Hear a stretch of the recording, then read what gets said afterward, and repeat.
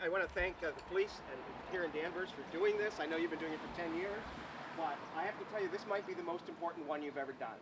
In a year in which there have been over 650 anti-LGBTQ pieces of legislation introduced across the country, when our youth are feeling more attacked than they ever have in their lives, it is essential that these kind of events happen. I said this morning when we raised the pride flag in Salem, these events save lives. They literally save lives. Last year in Massachusetts, 41% of LGBTQ youth seriously considered suicide, and 11% attempted suicide. But the good news is that we know from research that LGBTQ youth that grow up in a community that is known to be supportive of LGBTQ people have a significantly lower rate of suicide than those who do not. So when you come together as a community, when your police are ready to step forward and say, we support our LGBTQ youth and our LGBTQ community, you are literally saving lives. You are reducing the rate and the risk of suicide among LGBTQ youth.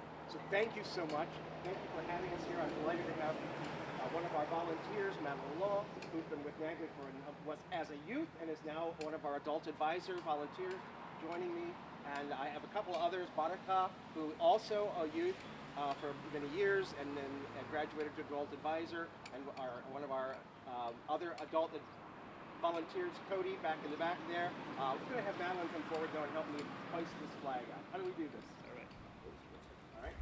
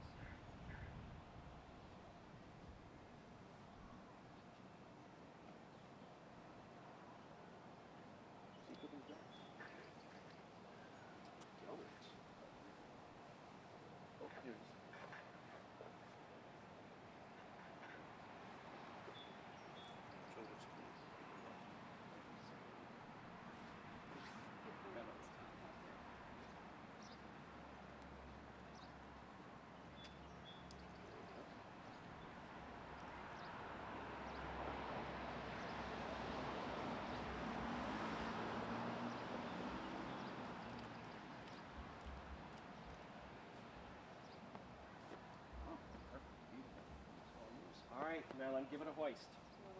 Here you go. Hoist away. Okay, let's twist around here. Come this way. Yeah, I'm going to go this way. There you go. You don't want it to tangle up there. How are we doing? All right, there we go. We're clear.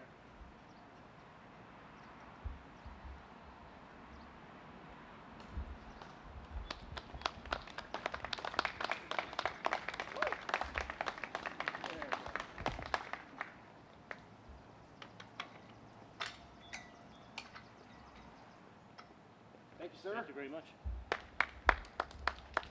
Look at that. Even got the inclusion flag. For those of you who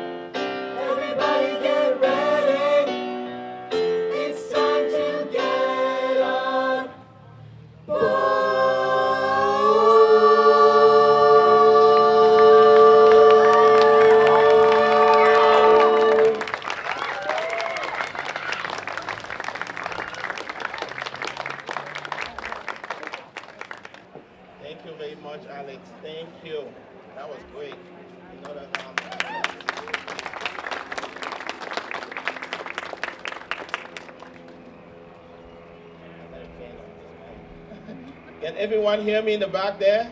Frank? Thank you. Um, Good afternoon, everyone. I'm D. Joko, Chair of the Danvers Human Rights and Inclusion Committee. Welcome to our 10th annual Pride flag raising in Danvers.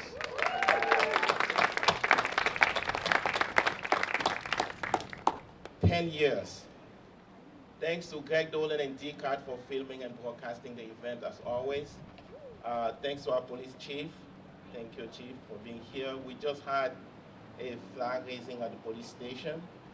I also saw members of our fire department here. Thank you for being here. Thanks to all our elected officials and dignitaries. Thanks Julie Curtis from the Library Trustees and Donna from the Library Trustees.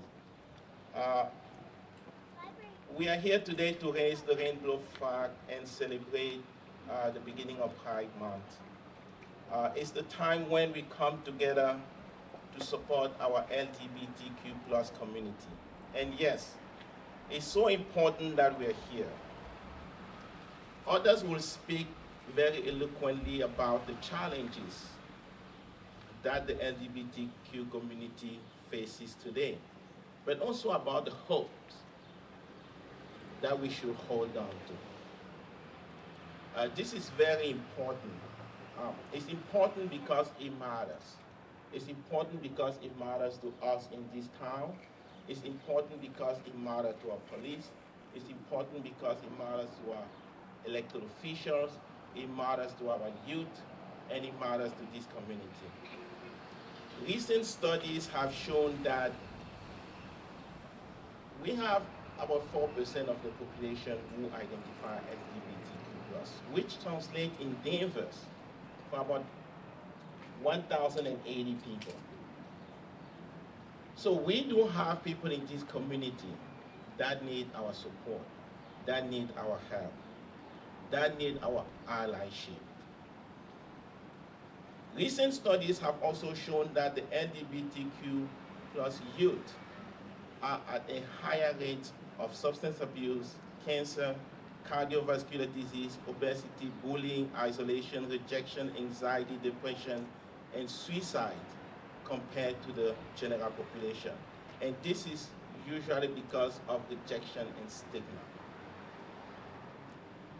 So despite recent progress, we do know that we still have a lot of barriers that are facing. Someone said earlier, the representative of Nagri, said earlier at the police station that there have been over 650 legislations that have been introduced to strip the rights of the LGBTQ plus community away. And it's very fitting that I see our state representative here, Sally Cairns. Welcome, Sally. Because we have to stand against those legislations. We are also here to remind ourselves that each of us have the personal responsibility to make our community more inclusive and welcome all. So we are here to listen, to add our collective voices to the many who came before us, and to lend the support to the LGBTQ plus community. We are here to speak up and to speak out. Because at the end of the day, as the late John Lewis said, when you see something that's not right, not fair, not just, you have to speak up. You have to say something. And you have to say something because we must always take sides. This is not a both sides or stay neutral situation. Neutrality helps the oppressor and never helps the victim.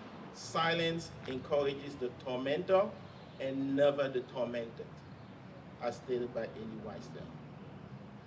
So gathering like this today is to give us hope. And as Amanda Gorman said, a young poet, there's always light if only we are brave enough to see it. If only we are brave enough to be it. Let's all be light.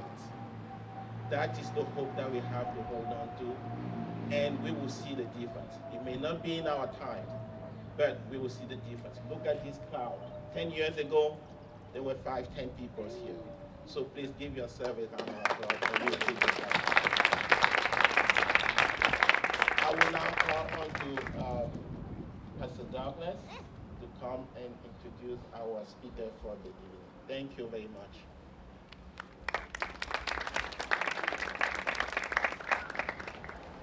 Good afternoon. On behalf of the Danvers Human Rights and Inclusion Committee, it is my sincere privilege to introduce to you our keynote speaker this afternoon, Reverend Renee Manning.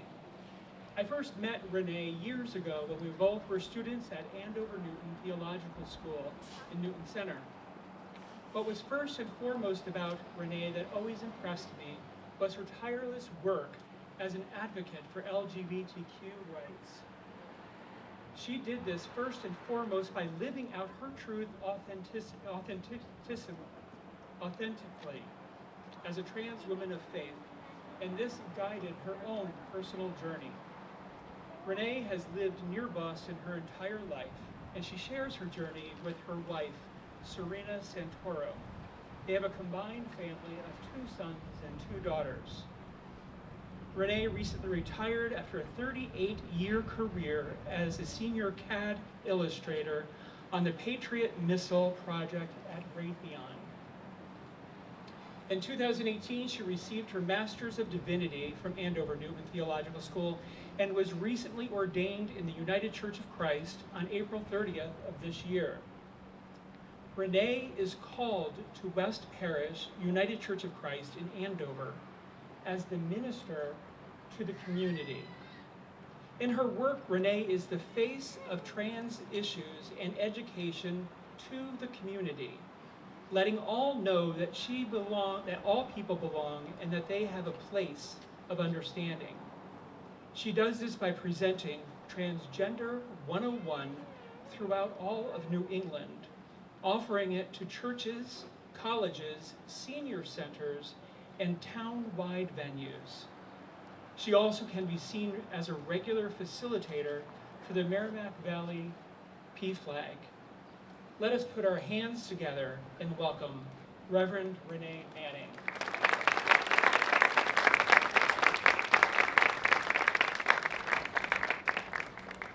I don't think I've had such a long introduction, but thank you.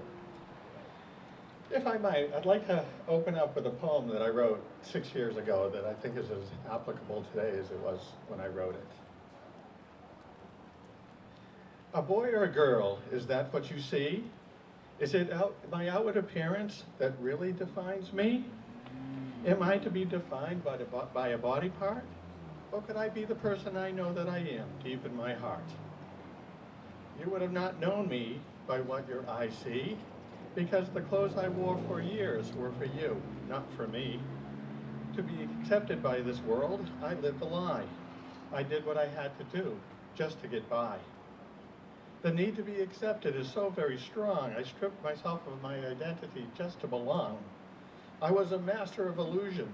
Hooray for me. I did what I had to do so that you would let me be. I appeared happy. I couldn't be forlorn, even though I was a prisoner of the body of which I was born. I played life's game. I played it well, even though I had a secret I was dying to tell. Who would listen? Who would understand that I knew the body I had was not what God planned? I never blamed God. We were okay. But it would be so wrong to be real for a day. To wear a dress or an outfit, one that looked snappy. When I looked in the mirror, for once I could be happy. When I looked at this reflection, what would I see? A hint of a smile for the authentic me. Would that day ever come when I could transition? This was my dream, this was my vision. Holding on to hope was all I could do, dreaming of a life that was honest and true. Decades would pass before this time would appear. I pinched myself to believe that it's actually here. Never thought it would happen, no, not in my lifetime. But now that it has, I'll tell you, life is sublime. I love living authentic. This I can't deny. I walk down the street with my head held high. Don't get me wrong. Change came with a cost, but what I gained is so much more than what I lost. My transition was a process for all I have found. Give people time and respect and they'll come around. Have patience and show love. This is the key to shorten the road for acceptance for people like me.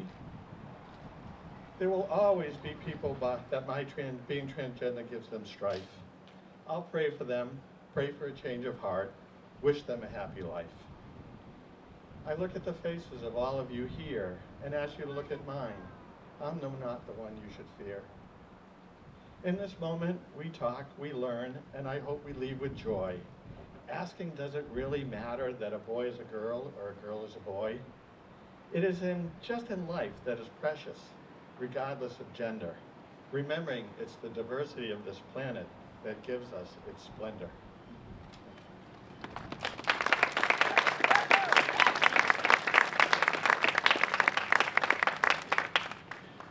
The facts and figures that you could hear in the news today are horrendous, absolutely horrendous, and you've got some fun facts there.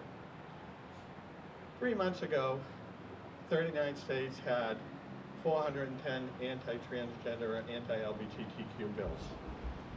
A month ago, 39 states had 410 bills. Within the last couple of weeks, 46 states have 650 bills. They're coming out of nowhere. There are boilerplates that are going from state to state, and in most cases, if you meet a congressperson that has put one of these bills together, that you can ask them, have you ever met somebody that was transgender? And they said no, but we don't want them in our state. We're going to keep them out. Blind leading the blinds. But here I am looking at all of the faces here, thinking that when I transitioned 13 years ago, I was kind of alone. When I was born in '60, sorry kids, I'm wicked old, transgender supposedly didn't exist. There was no one I could talk to, no one I could tell, no one I could get information from. It just didn't happen. The word didn't exist. You heard about Christine Jorgensen for some of us that are older, or Renee Richards, a tennis player. But that was not my life. That was not going to happen. But at 4 years old, I knew I was different. I wanted to be a witch for Halloween, and they told me, you can't be a witch, girls are witches. So I went back and I couldn't be a witch. At 8 years old, I joined Cub Scouts, and I put on a one-piece bathing suit that my sister gave me with a sash. I became lifeguard of the week, and I stuffed the bra cups and socks. And I walked around the Cub Scouts, and everybody applauded and everybody laughed, and I said, this is really cool. And then I went home and I cried because I realized I could be authentic one day a year, Halloween. And so I put it aside and I did everything that you could to be who I thought society wanted to be the male that everybody wanted me to be. And that's the way I grew up. I got married, had children, got a good job, put everything aside. And then I learned about transgender. I went to a foundation and a trans woman met me, and I'm in tears. And I said, I have to tell you what's going on. She said, kind of sit down and shut up, I'll tell you what's going on. I went, whoa. But she said, right now you're about 40, and if you don't deal with this by the time you're 50, it's going to consume you or kill you. And I put that aside and still did my male stuff and worked for Raytheon and had a wonderful time. But at 49 years old, almost turning 50, I was sitting at the edge of the bed, and I looked outside on a beautiful day, just like today, and I said, I can't do this anymore. I need to be authentic, and I'm about to lose everything I achieved. And that's what came to fruition. I ended up getting a divorce. My children are still good friends. My ex-wife and I are good friends. Moved in with a woman that's my friend, who is now my wife. But I kept saying 10 years ago, why? I always had a strong faith, so I was kind of, to be brash, pissed off at God, saying, why? 10 years later, I'm looking into their faces, and I say, because. When I was in seminary, I had projects that I thought were beyond my scope. And one day I was crying on the side of the road, and the dean walked up to me, and she said, Renee, what's wrong? I said, all I see is mountains. Mountains too high for me to climb. And she looked around, and she looked, and she said, Renee, all I see is speed bumps. Step over them. And that changed my whole perspective. That life was a series of speed bumps, not necessarily mountains. So my message to people today, to all of you today, is where you see mountains, try to look at them as speed bumps. What you don't think you can achieve, reach out to somebody, a friend, support, and ask for that help. Ask for that support. Ask for the glasses that they're wearing that see speed bumps when you see a mountain. Because I have to tell you, the rest of my life, that's my motto, celebrate life. I never thought when I was young, as a trans boy, knowing that who I was, that this day would ever come to fruition. And here we are. When Congress says we have 650 bills against us, is that a mountain? No, because if you turn around, you're going to find out 92% of the American population support LGBTQ. So we have a different narrative. You know, what some people say, oh, there's a mountain? Nope, I turn around and say, there's a speed bump. Let's move it. Let's move the narrative. And I've been very, very, very fortunate, very, very loving to receive the love that I have. My ordination was beyond my wildest expectation, with 47 clergy there. Presbyterian, Episcopal, Lutheran, UCC, UU, 2 rabbis, a priest, a nun. Who would have thought years ago that faith community would show up at somebody, a trans woman or a trans pastor now, ordination, say, we support this ministry. So that word that I heard earlier, hope. Hope is a 4-letter word, but boy, it's one of the biggest ones you can ever have. Hope is a wonderful thing. Hope changes our direction from despair to one of happiness. It takes a frown and turns it into a smile. I am trans. I am a pastor. I am a woman. I am a woman and a pastor who just happen to be trans. That is not all that defines me. I am a woman, part of the human race. That's what defines me. And I love being here. I love being able to speak. I thank you for all this time. And I ask you to say a prayer for all of those that you know that are struggling. For the youth that are considering suicide, and the suicide rate goes up higher when they don't have support. But if they do have support, they can make it. We can make it. And I think it's up to us to be able to stand proud, stand loud, stand where you can. The ally couldn't do it alone, folks. This is not, my ministry is communal. It depends on all of you. I'm one person. But if you like me and you tell people that, oh, I liked her, that changes the conversation. And now one person becomes 2, becomes 3, and becomes that 92%. Let's change that 92% to 100%. Where years ago, only 1 in 30 person met a gay person, only 1 in 30 have met a trans person. Now it's 100% in this crowd. You've all met one. So you can't go away saying, I've never met a trans person. So thank you, thank you, thank you. I want to let you know, as a pastor, God loves you no matter what you hear. God loves you, and if you want a church that says that LGBTQ are loved, find one. We're out here. They exist no matter what you hear. So thank you, thank you, thank you, and let's celebrate life. Let's have hope. Let's see speed bumps where there once was mountains, and let's keep moving forward. Thank you.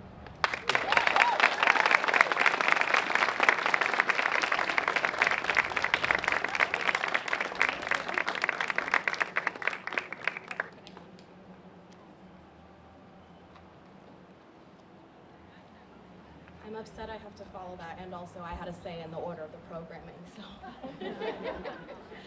I did just want to acknowledge the Honorable Mr. Mills in the house, right over here. Thank you for being here. So for those of you who don't know me, my name is Jasmine Ramon, and I'm the Director of Equity and Inclusion for the town of Danvers. It is with great humility and pride, no pun intended, that I represent town leadership in today's remarks. I first want to pay homage to the origins of the Pride movement that we know today. And so on June 28, 1969, police raided the Stonewall Inn, a gay club located in Greenwich Village. No!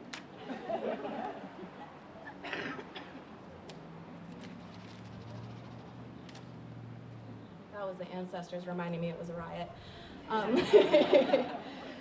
So again, the police raided the Stonewall Inn, a gay club located in Greenwich Village in New York City, because they knew it was frequented by LGBT+ patrons.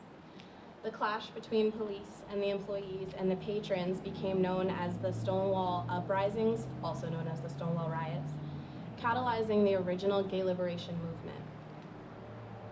This movement, like many others, was carried on the shoulders of people of color, more specifically women of color, and even more specifically trans women of color, as it continues to be today. Marsha P. Johnson and Sylvia Rivera are two that come to mind that I encourage you to look up. 1969. For some of us gathered here, that's in your lifetime. I'm all too aware of the work that lies ahead of our community to ensure all our LGBT+ individuals feel seen, heard, safe, welcome, and celebrated. I want to reaffirm town leadership's commitment to working with all of you to make this possible. The flag you'll see raised momentarily is the intersex inclusive progressive pride flag. The yellow triangle with the purple circle represents intersex identities. The white, blue, pink triangle outlines elevate our trans siblings, and the black and brown outlines are to elevate the Black, Indigenous, people of color who are at even greater risk within the LGBT+ community. As we've learned from Stonewall, the path forward requires this intersectionality, or awareness of the diversity of lived experiences, even within a single historically oppressed group. This year, we celebrate 10 years of raising this flag in front of Town Hall. Now that's a tradition that began in many of our lifetimes. And yet, on the other hand, for some of our residents, 10 years, this is the Danvers. This is the Danvers, the only one that they have ever known. And something about that gives me hope. The idea that future generations will only know inclusion, only know love, and only know support. Not just this month, but every month. This propels me forward. Raising this flag is more than just a gesture, it is an invitation to continue to hold us, town leadership, people who call themselves allies, accountable in supporting you all.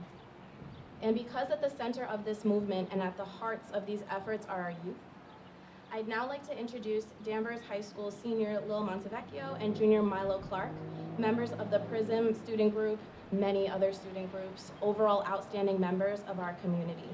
Milo is going to share a few words with all of us, and Lil would do us the esteemed honor of raising our flag.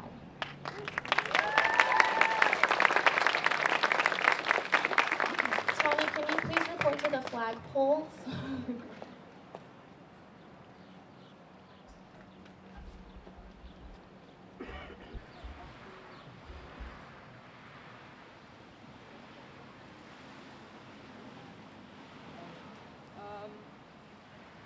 Thank you everyone for attending this event.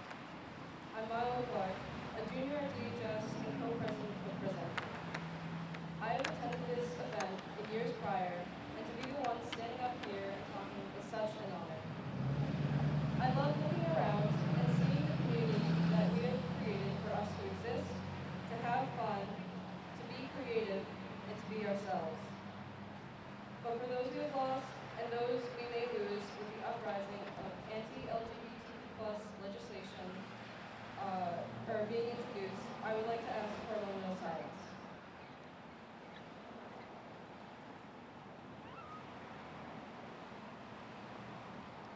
Thank you. I stand here today alongside my co-president and, more importantly, my friend, Lil Montevecchi, to raise this flag. We will raise this flag to represent who we are, what we stand for, and how we have fought to be here. All of us here are strong individuals who made up an even stronger community. And I hope all of us leave this event never forgetting that. Thank you.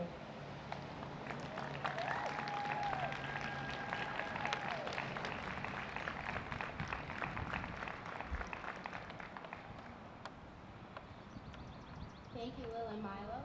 With that, I'd like to officially proclaim Danvers 2023 Pride Month as begun.